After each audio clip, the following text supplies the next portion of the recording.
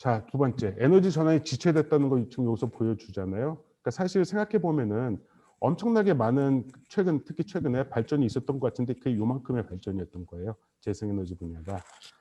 근데 왜 이렇게 지체될까? 좀 돌아보면은 이게 뭐 리우 환경회의가 92년에 열렸었고요. 교토의정서가 97년에 있었고, 이제 국제적인 이 기후 대응이 시작된 거가 이제 90년대로 볼 수가 있어요. 근데 이 90년대가 어떤 시기였냐면은 여러분 아시는 분들 기억하시겠지만 이 89년도에 이제 이 베를린 장벽이 무너지고 완전히 이 뭐랄까 이제 냉전 이 두 체제가 경쟁하는 시스템에서 미국 중심의 이제 자본주의 체제로 이제 이론화되는 이제 그런 시기였죠. 그러니까 완전히 겹친 거예요. 기후 위기 대응과 이 자본주의 이론론적 세계 질서가 만들어진 것이.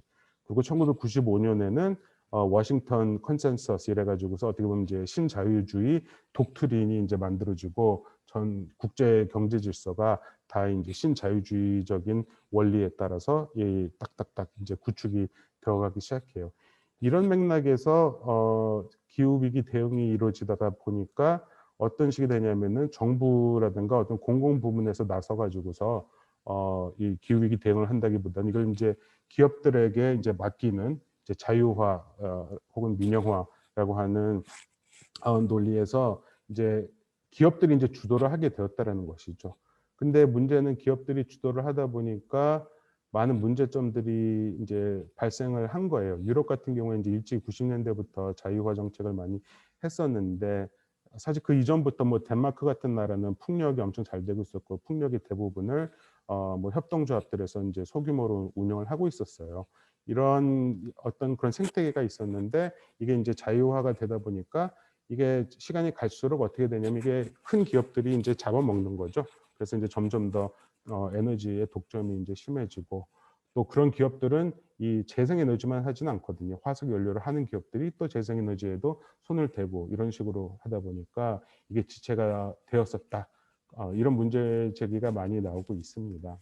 생각해 보면 너무 당연한 게 사실 기업의 제1의 목표는 이윤을 추구하는 거거든요. 돈을 벌기 위해서 하는 것인데 녹색, 재생에너지 투자를 하더라도 이게 돈이 되는 한에서 하는 거고 이게 어떤 공공적인 이해를 위해서 자기 손해를 보면서 이 에너지 전환에 이 복무할 그런 기업은 저는 없을 거라고 생각을 해요. 그런 면에서 보면은 그린워싱이라고 하는 건 너무나 당연한 이제 귀결일 거라는 생각이 들고요. 다 아시겠지만 그린워싱이라고 했을 때는 뭐 정부나 기업 등이 실질적인 대책을 마련하는 대신 실천 대신에 광고나 마케팅을 통해서 어떤 녹색 이미지를 만드는데 더 시간을 많이 쓰는 것이죠.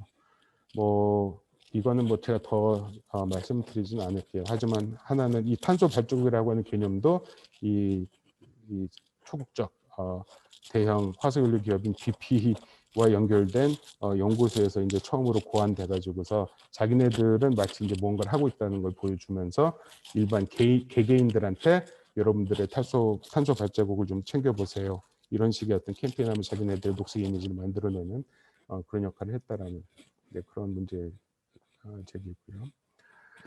또 하나 이제 순환 경제 이야기가 많이 되고 저는 되게 중요하다고 생각해요. 순환 경제라고 하는 것은. 근데 이것이 함정이 분명히 있어요. 이것도 그 아까 그 탄소 중립 이 추진 전략에 나와 있는 건데 순환 경제를 통해 투입 에너지를 최소화하고 생태계 보존과 온실가스 감축을 동시에 구현하겠다.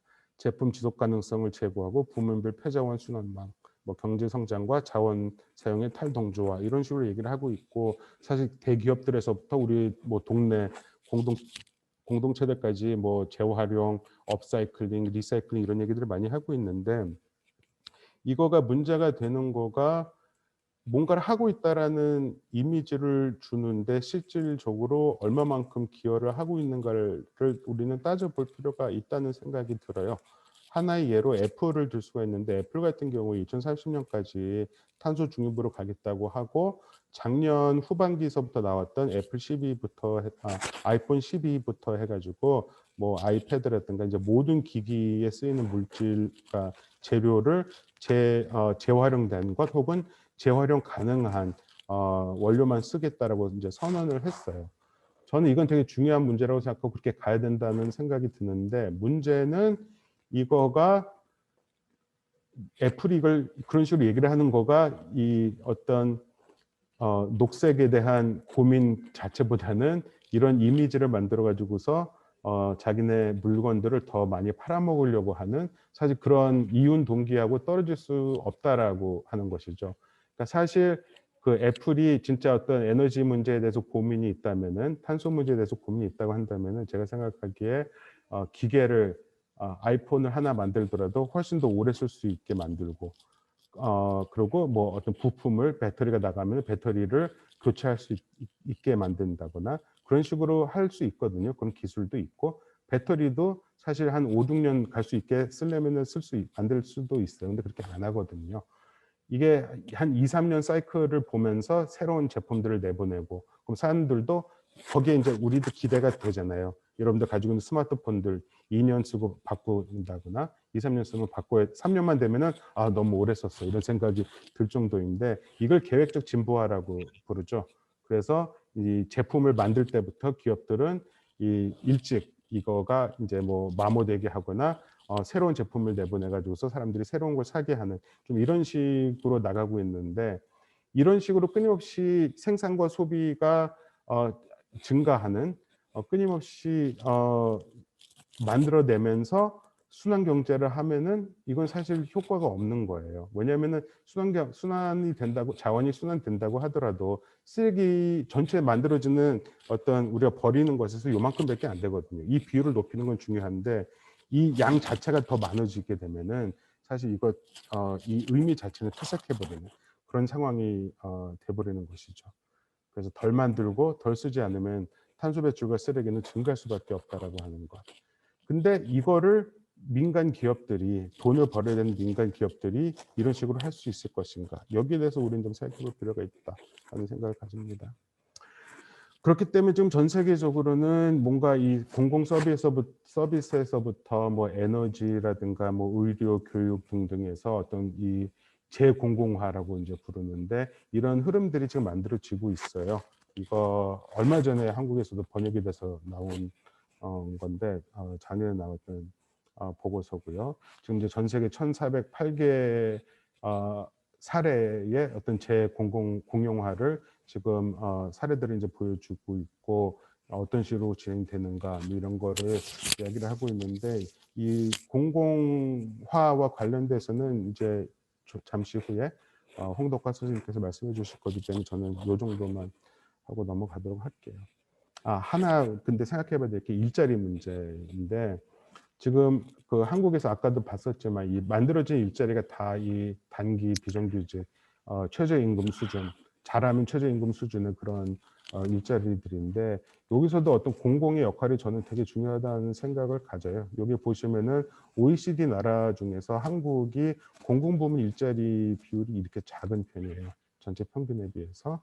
그리고 여기 같은 경우에는 지금 코로나 상황에서 우리가 경험을 하고 있지만 간호사들이 얼마나 힘든지, 그리고 공공의료병 상수가 얼마나 적은지, 그리고 뭐 소방 공무원들의 이야기 뭐 등등, 그리고 얼마 전에 또 뉴스 보니까 보육원에서 18세 되면은 나와야 되는데 이들을 지원하는 뭐 이 지원 전담 요원이 그렇게 적대요, 한국 같은 경우. 사실 이 공공 쪽에서 만들어낼 수 있는 좋은 일자들이 많은데, 여기에 대해서는 지금 전혀 정부에서는 신경을 안 쓰고 있죠. 왜냐하면은 이런 부분들이 이 생산성이 없거든요. GDP에 기여하지를 않거든요. 근데 이제 지금 전 세계적으로는 코로나 상황에서 돌봄에 대한 것, 어떤 필수 노동, 으로서의 어떤 돌봄 노동에 대한 것, 가치가 좀 새롭게 인식이 되면서 그런 쪽으로 많이 가고 있는데, 지금 한국은 여전히 그것과는 거리가 멀게 가고 있다.